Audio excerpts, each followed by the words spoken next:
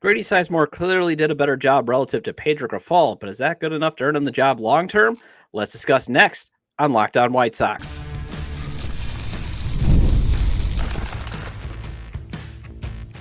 You are Locked On White Sox, your daily Chicago White Sox podcast. Part of the Locked On Podcast Network, your team every day. And hello, I'm your host, Todd Welter, a lifelong Sox fan and the site expert of SouthsideShowdown.com, part of the Fansided Network, and also I've covered Major League Baseball for outlets such as the Associated Press. Thanks for making Locked On White Sox your first listen every day, part of the Locked On Podcast Network, your team every day. Make sure to hit the like button on today's episode. Subscribe to the YouTube channel at Locked On White Sox if you've not done so already, and also follow or subscribe to the show at wherever you get your podcasts. Well, let's discuss Grady Sizemore doing a better job than Pedro Grifol as manager, and is that enough to be a qualifier to be the manager long term? Then let's address how the playoff shaking out is actually helping the Sox manager search and their pursuit of trading Garrett Crochet. And finally, let's look at whether there are any bargain bin pending free agents the Sox could pursue from this recent group of eliminated teams. And you can start the season with a big return on FanDuel. Place your first $5 bet, and you'll get started with $200 in bonus bets guaranteed. Visit FanDuel.com to get started. All right, so just because you do a job better than someone who was awful at it before you doesn't mean you're actually good at the job overall. And I fear the Sox will take all the things that Grady Sizemore did better than Pedro Grifol and use that as motivation to give him the job permanently. And why is that a problem? Well, the White Sox open job on the manager market is one of just 2 openings. So when you've got that, 2 openings, basically it's just you and the Marlins, you basically should be able to get the best manager that you can possibly get on the market. And some can knock that who would want to take this job since the Sox are a complete dumpster fire. And dumpster fire is being nice to dumpster fires. I mean, they are, I don't even think you can even say hot garbage. I don't even think you can say, total mess. I mean, they're rubble. Basically, that's what they are. They're rubble. But you got to remember, there are only 30 of these jobs. And you can sit out this year's round of musical chairs, but there's no guarantee you're going to get a chair in next year's round. And GM Chris Getz hopefully is aware of that and realizes he doesn't need to settle on Grady Sizemore, because that's what you would be doing if you lift the interim tag off of Grady Sizemore. You would be settling. And when it's just you and the Marlins, you shouldn't be settling. However, there's one key factor that will at least mitigate if the team did settle on him, but it conflicts with clearing a low bar. And also, this should not be a factor that should play a role at all, this mitigating factor. I do love how Grady Sizemore did earn the players' respect. I really like how he can relate to the players because he played it at the big league level. I mean, people forget sometimes just how good Grady Sizemore was. If he had never gotten, hurt so much, we could be possibly talking about a borderline Hall of Fame career. And you could say that's an exaggeration. No, he was a darn good baseball player. But the struggles, the injuries, ruined his career from reaching its ceiling. I mean, the guy had a very high ceiling career. And I think when you play at the big league level, that is huge, especially when you're going to be dealing with a ton of Generation Z players. You got to be authentic and relevant with that generation. And when you can tell a player, hey, I've been there, especially with the calm demeanor that Grady has, you're probably going to get some players to buy in. And especially when you can say, I've not only been there, but I've dealt with the adversity myself. And I think a huge reason Pedro Grifol failed was his arrogance. Now, not like, from all accounts, he was a genuinely good human being, a good man. But I think his biggest flaw was he was very arrogant, especially with the media. That's what we saw every day, just flush it, or he acted like he knew everything. I mean, the guy actually thought he was a good manager, and he wasn't. It's one thing to have confidence in yourself, but look at yourself in the mirror and reflect and go, wow, I am not good at this. And I could just picture what you and I saw from him in the media coming across to the players too. And add in that Pedro never played in the big leagues. And you can tell when you have that arrogance and not playing in the big leagues, maybe that message, when you say, the team was bleeping flat, kind of does look at the players that actually are playing in the big leagues like, what are you talking about, dude? We just faced Kyle Bradish against in the Orioles. He's a darn good pitcher. He was throwing no-hit ball. Or when, you come back well-rested from the All-Star break, and your manager gives you this message that, hey, if you guys go on a record set, set the most losses, that's on you. kind of making it look like I'm not taking any accountability here. I could see how that gets lost when I'm sure Pedro was trying to convey that, hey guys, I'll get the blame potentially, but you're also going to get the blame because I'm not the one hitting. I'm not the one pitching. I'm not the one fielding. I'm not the one base running. That's the one thing that we got to remember when we give a lot of criticism to the manager. The manager just fills out the lineup card and makes in-game decisions. And yes, when they're wrong, it's amplified, but they're not the ones hitting. Pedro wasn't out there hitting 087 for, as Martin Maldonado was. That you want to take the complaint to the player and take the complaint to the general manager on that end. Although in Pedro's case, he did want to play fast. He wanted those scrappy guys. So yeah, in Pedro's case, there's an exception, but I could just see that not playing in the big leagues, not having that calm communication or that authentic communication kind of rubbed the players the wrong way. And in the case of Grady, you have that guy that's played at the big leagues, but here's the thing. When it comes to this Gen Z or all, being patient with young players, Chris Getz can say a youth movement is going to happen, but do you believe he's going to stay patient considering he couldn't give Dominic Fletcher more than a month in right field this past season? I mean, I have a feeling in my gut, Getz is going to look at his potential roster and he's going to see that there might be no one to flip at the deadline. He's going to be like, man, I got to go back bargain shopping and get me some more Tommy Phams. I got to have some pieces to flip at the deadline. Or he's going to panic. The moment that the platoon of Dominic Fletcher and Zach DeLoach, maybe struggles, they hit 200 in April. He's going to be like, I got to go get Jackson Profar, who might still be on the market. I got to get him. Or Paul DeYoung still there? I got to have him because Miguel Amaya is not going to be a good enough bridge to Colson Montgomery. I could just see that. I just don't trust Chris Getz that way. And also everydayers know, when it comes to, again, the players loving Grady Sizemore, the reason why it should be a mitigate, it shouldn't even be coming into consideration is there's not going to be a lot of this year's players on next year's team. And you could say, well, again, he's saying the youth movement. I just explained again, will Chris Getz go with some veterans? And also everydayers know, I think you and I, as I've said, this team would be better off non-tendering Andrew Vaughn and Gavin Sheets, along with 5 more players. So you got 7 players gone right there. Garrett Crochet, he gave Grady a huge endorsement, but he's unlikely to be here next season since he's the one last valuable trade chip the team has to acquire a couple of impact bats to give themselves the best chance to make sure that they're going to turn things around by 2027. Because right now at the pace they're at, I don't know if they're going to have things turned around as soon as 2027. The pitching's good, but how are you going to score runs? You need some more impact bats. And that's, Garrett Crochet is basically the best asset you have. So it's really hard to use the current players loving him as a reason to give Grady the manager job full time. Now, I'll give Grady some grace. If this was a hiring cycle where things were, there were like 7 or 8 job openings, I could see the Sox obviously settling on Grady because this would be the least attractive job. You would have, say that there were 7 job openings. The White Sox job is number 7. You're going to have lots of losing. You're going to be working for a general manager who does understand the problems, but he's yet to provide any correct solutions. Just remember Miguel Vargas for Michael Kopech and Eric Fetty. Always remember that as a potential solution that Chris Getz came up with. You got a shadow GM in Tony La Russa and a meddling owner who does not allocate enough financial resources to win. That is clearly one of the worst possible jobs if you stacked it up with, say, 6 or 7 other openings. But you're only competing with the Marlins, who are just as dysfunctional. So it's almost like 1A, 1B. Because the Rockies, they're bringing back Bud Black.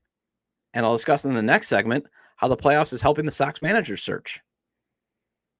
And any rumor you read about the Marlins job keeps going back to ties to team president Peter Bendix and his time with the Rays. So if Getz wants to properly solve this manager problem, he can literally use the entire population pool of candidates. And he should look at 121 losses as an opportunity to break away from his comfort zone. Think big. Will Venables, he's probably not coming to the Sox, but they are thinking big that way. And they're thinking outside their comfort zone. Because you think about it, Getz did stick with, there was speculation that Getz pushed Grifol on the organization. Why? Their days in Kansas City together. And I want him to think also not being completely comfortable, because while him and Grady seem to have a good relationship, I want someone who's not only going to be willing to partner with Getz, like he says, because I think that's a valuable trait. Hey, let's develop a partnership. But I want someone who's going to challenge Chris Getz. I think a huge problem Pedro had, especially in the dog days when they weren't winning much, it was reported that Getz was so focused on, he focused an incredible amount of time on the draft, and I would say rightfully so. It was a major draft for the White Sox, but he left the big league club to sink. And Pedro, I don't think, said enough. I don't think he stepped up enough. And that's part of that is on Pedro, because that was his calm demeanor. He didn't really say much. He didn't really speak up a lot. But you got to challenge your boss to say, hey, man, we can walk and chew gum at the same time. And maybe Grady has that personality, but he just, again, seems more calm and collected and laid back.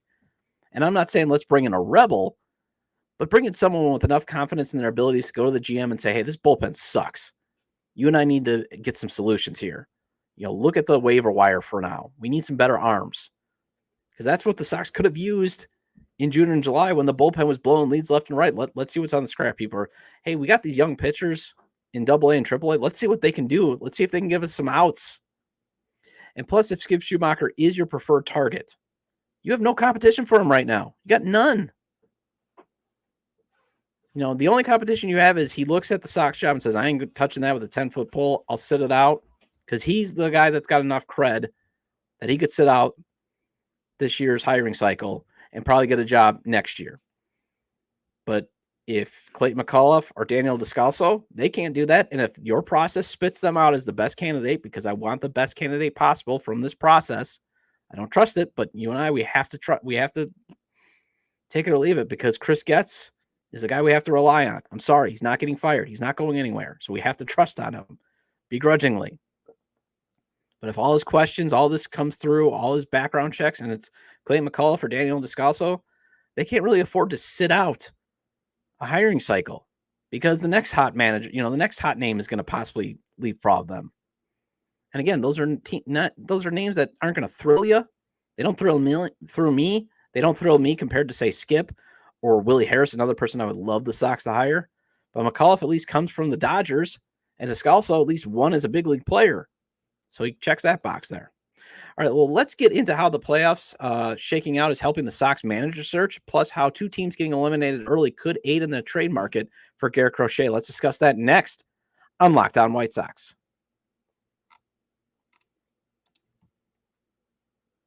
Hey, my family took a fun trip to the happiest place on earth, and my wife and daughter want to go back there again next summer. Hey, we had some fun memories, but I dreaded the cost. But then there is a place where I can get some extra cash to ease those concerns. With Ibotta, I can get cash back on all my purchases, so I can spend more time making memories next summer and less time dreaming about them. And it's time you join the over 50 million users who use Ibotta to earn cash back every time they shop. Again, Ibotta is a free app that lets you earn cash back every time you shop. Earn on hundreds of items, from groceries to beauty supplies, even toys. The average Ibotta user earns $256 per year. That could cover the cost of an entire shopping trip, that flight you've been eyeing, or that fancy dinner you've been craving.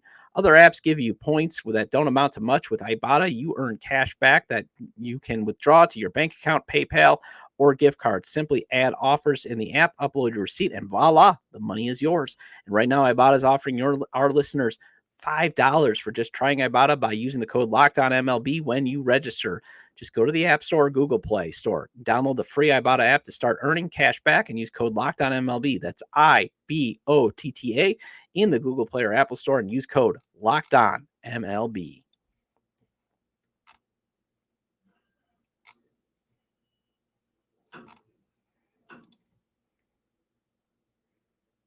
Welcome back to Locked On White Sox. I'm your host, Todd Welter. Again, make sure to hit the like button on today's episode and subscribe to the YouTube channel at Locked On White Sox if you've not done so already. And if you can't catch the show on YouTube, Locked On White Sox is available on all major podcast platforms. So make sure to follow or subscribe on places such as Apple or Spotify. Either way, get your 30-minute fix of Chicago White Sox baseball venting with me. The Yankees and the Dodgers advancing in the playoffs is a good thing for the Sox, while the Phillies and the Orioles early eliminations also may help the Sox. However, the Phillies' early elimination could impact the Sox manager market. Although team president David Dombrowski has such a wide net of connections, he might not pursue Skip Schumacher. But that is the only team you and I have to worry about getting in the way of the Sox possibly landing Schumacher if he's still their top target and if he's willing to take the job. USA Today's Bob Nightingale is reporting that the Phillies brass will mull whether to fire Rob Thompson or make coaching staff changes. So you got to hope that they keep him because the standards are high in Philly. And they've gone from losing the World Series in 2022 to losing the NLCS last year to losing in the NLDS this year. So the shine on Thompson is starting to wear off there. And if Thompson's gone, suddenly the Phillies job becomes the best in baseball. And obviously if you're Skip Schumacher and the Phillies job is there and they're interested, you run to that job. Let's see, you have an owner who basically has given his qualified team president a blank check to go and spend whatever he needs to do to win a World Series. You've got some young, exciting talent coming up. You got Bryce Harper. You got JT Realmuto. You got some darn good pitching. Obviously, yes, you're in the the NL East, but you made a playoff spot in the NL East in 2023. So you know it's competitive, but you know you can win in it. You're running to that job. Now, on the flip side, though, if they keep Thompson, this is the one thing you want them to keep Thompson. And then, the elimination could motivate the Phillies to up the offer for Garrett Crochet. As they were they were in the running for him at the trade deadline. They were one of the teams reported to actually still be making legit offers, despite Crochet saying, hey, I ain't going to any team unless they give me a contract extension. So they made a fair offer for Crochet reportedly. And the Phillies farm system is moving up the rankings as they went from 22 to start the season to 16, according to MLB Pipeline's midseason rankings. Baseball America jumped them from 21 to 14.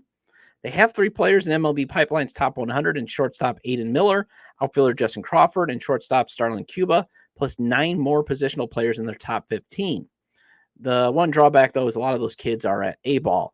But Dombrowski might not be so hesitant this time to move some of his prized prospects, especially for 2 years of control of Crochet, especially after Garrett proved he can pitch a full season. The next bar that Crochet has to now jump over is that he can pitch a full season without an innings limit. But otherwise, he has made it through. That was one of the concerns was, should I give up all these prospects and a possible bunch of money for a guy who's never pitched a full season? Garrett has at least pitched a full season. So now remove the innings limit. And let's see what obviously he's pitched as an ace. He's an all-star. He could definitely help a team. I obviously still want the White Sox to build around him, but still, they need impact bats. And it would be great to get 2 of those 3 from the Phillies if they're interested. Also, the Orioles might finally feel the pressure to put themselves in a position to win a postseason series and part with some of their young position hitters in exchange for a replacement for Corbin Burns. This is something that Ryan McGuffey, formerly of NBC Sports Chicago, was harping on during the trade deadline on the White Sox Talk podcast.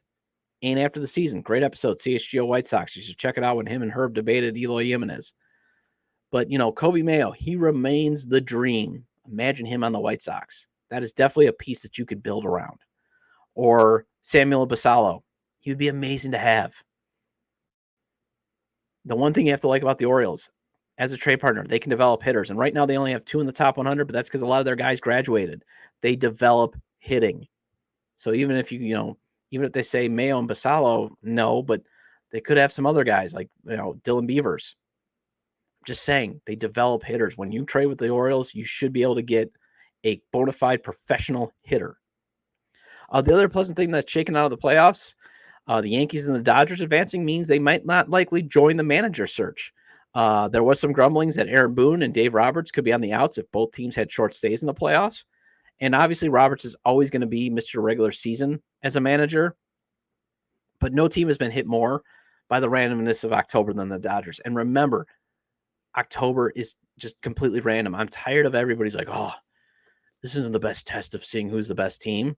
Yeah, celebrate the regular season winners. That's why they have the champagne, celebrations. But let's be literal then. Post-season. And the reason why it's amplified in the regular season, you have a bad week. You have a bad series, which does happen. It is a reflection. The postseason is a reflection of the regular season because you do have a bad couple of games. The only reason why it gets amplified, you have that bad game in October, season done. You have that bad game, you had that bad series in, say, June, you're on to the next series. That's the difference. So accept it. And I'm going to die on that hill. But, getting past San Diego with a patchwork rotation, that's something to be commended.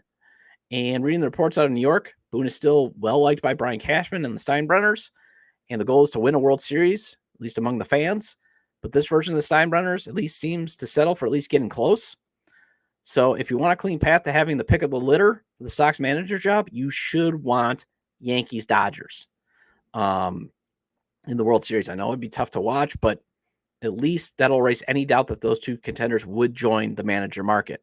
And remember, there's only 30 of these jobs. So always continue to use that rationalization when it comes to that inner voice saying, or that outside voice saying, why would someone take the White Sox job? There's only 30 of these things. There's only 30 of these jobs. If you want to reach the top of your profession, there's only 30 of them. And right now, only 2 are available. Well, 4 more teams join the Sox on the couch when it comes to watching the postseason. Let's discuss if they have any bargain bin free agents worth pursuing next on Locked On White Sox.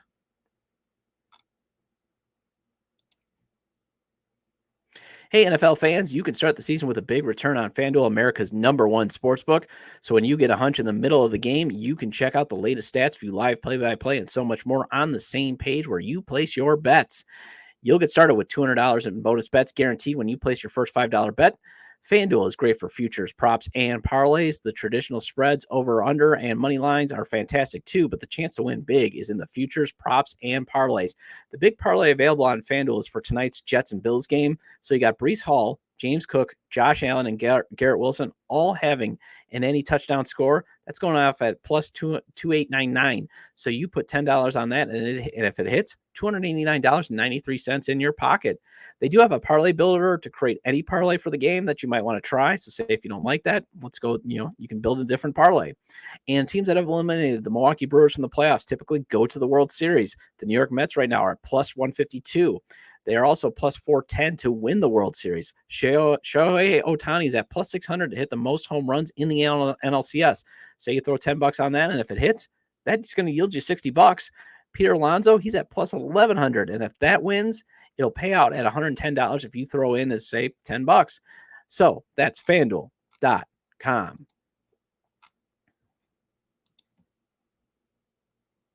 Welcome back to Locked On White Sox. I'm your host, Todd Welter. Again, shout out to all my everydayers. Appreciate your loyalty. We're building up a great community on the YouTube page. Also, feel free to email me at lockedonwhitesox@gmail.com. Those that have been doing it can attest. I will respond back. Hey, as long as it's not awkward, I like talking baseball. So I'll talk baseball with you, even if you want to talk about it via email. Also, please hit the like button on today's episode and recommend to your fellow Sox fans or baseball fan friends to subscribe to the YouTube channel at Locked On White Sox or wherever they get their podcasts, as the show is available on all major platforms. So there's not a lot in the bargain bin free agency pool for the 4 teams that were recently eliminated in the playoffs. First, I'm just going to say this. I'm just venting here because I know Jerry Reinsdorf owns the team. I know he's never going to spend money. And part of that then makes me just get so tired of the Sox shopping at the bargain bin. It's getting tiresome. You operate in Chicago. Yes, I know your attendance figures rival small market teams, but you're still in a large market. Just act like one, for crying out loud. And yes, I know the team is usually awful in free agency, even when they shop at the discount rack. But come on, it would just be nice for once to stop monitoring the scrap heap, because the Sox they've went away from the discount rack to the scrap heap. Heck, in the metaphorical sense, the Sox are not even shopping at Goodwill anymore. They're going to the dump. And when you go to the dump, you get 121 loss roster. I mean, and even at the discount rack, you're not going to find much from the Kansas City Royals, Detroit Tigers, San Diego Padres, and the Philadelphia Phillies. First, according to SpotTrack, the Tigers don't even have a pending free agent. That's impressive. They list starting pitcher Casey Mize, since he has a club option, but he still is technically under team control for one more season. So no wonder why, a lot of people are thinking, hey, the Tigers, they should be your early favorites to win the AL Central. They were basically returning everybody from this red hot team. Although I would pump the brakes on that because, number one, Tigers did get the benefits from playing the White Sox. although they will be playing the White Sox, who will probably just be just as bad next season. But the other reason why I pumped the brakes is, they were the hot team. A lot of the times the hot team is then never heard from again. Look at the Rockies. They rode that hotness all the way to the 2008 World Series, and you don't hear much about them anymore in the postseason. I'm just saying. So the Royals, good God. I'd actually hate signing any former Royals players, because that's another reason in the parchment-sized list of reasons why the Sox lost 121 games this year. All those dang former Royals that they brought in spring training, because Getz was familiar and comfortable with them. That's how you got Nicky Lopez and Brad Keller. That's why you even wasted a little bit of time on a washed-up Mike Moustakas. And I love Mike. I've met him. Had dinner with him. Great guy. But his career, the time on his career had come. And the Sox wasted a few weeks just even having him in camp. I just bristle at trying to sign former Kansas City Royals. Although there's two names and even one veteran with a tie to the team, to the White Sox, that does make some sense. Hunter Renfroe could make some sense to platoon with Dominic Fletcher, since Hunter hits right-handed, and he still has one of the best arms in the league from right field. He only projects to cost $5.7 million next season. Do you potentially want a reunion with Paul DeJong? Now, hear me out.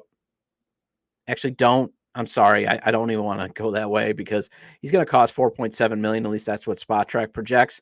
And I don't want to run the risk of giving him a raise to be a bridge to Colson Montgomery, and then suddenly he doesn't hit home runs, because that was the only value he brought to the Sox last year. Although if I'm Paul DeJong, I'm running back to the White Sox. I'd have my agent calling him right now, because he crushed homers at Guaranteed Rate Field.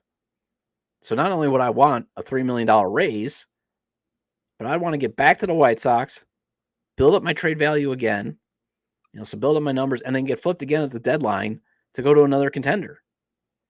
I mean, hey, I'll take another prospect with a reliever floor, but I don't want to pay Paul DeJong $4.7 million with a huge risk of him being terrible in the field like he was this year, and then all of a sudden he just doesn't hit home runs. Ha-Seong Kim would be a great fielder to add to the Sox defense at shortstop. And he could hit the market if he opts out of his mutual option with the Padres. 28, 2.6 F4, 101 WRC plus, 2 defensive run saves at short this year. You can play him at second and third too. Finish with 4 outs above average. But I think he's going to be out of the Sox price range for a few reasons. One, SpotTrack projects a 4-year, nearly $50 million contract. And while Montgomery may not turn out to be a major league shortstop, you want to at least give him a runway there. And if you have Kim there at short, if you sign him, especially to 4 years, he's your shortstop for the next 4 years. So then you got to move Montgomery somewhere else, and he's already just trying to figure out how to hit heat. Then you got to try to teach him how to field a different position. But you could maybe sign Kim and put him at second base. Could be worth it, but again, he's going to cost you $50 million, and I don't think the Sox are going to spend that in free agency. The Sox could see if the market clears out a bargain in Draxton Profar. SpotTrack has him projected to get a 2-year, $25 million deal. He had a great year on a 1-year, $1 million deal. 24 homers, 4.3 F4, 139 WRC plus. Can play first in the outfield. That might be a nice bridge to put at first if the Sox decide to move on from Andrew Vaughn and see if Profar can replicate his 2024 numbers and maybe get flipped at the deadline, especially if you sign him to a 1-year deal with a player option. But then again, you gotta see if the market leaves him desperate. He's a Scott Boras client. But again, he might be just too expensive. Reliever Wandy Peralta could be on the market if he declines his player option, 3.99 ERA and a 1.20 whip. And then reliever Jeff Hoffman from the Phillies is about the only player that I would think the Sox should consider. SpotTrack has him at 2 years, $12 million to get a deal done. He's going to be 32, had a 2.17 ERA and a 0.97 whip. And the Sox could use some veteran arms in the bullpen, especially last season's deadline. It was really good for relievers. And if the trend continues, you should get some veteran reliever arms that you can flip at the deadline.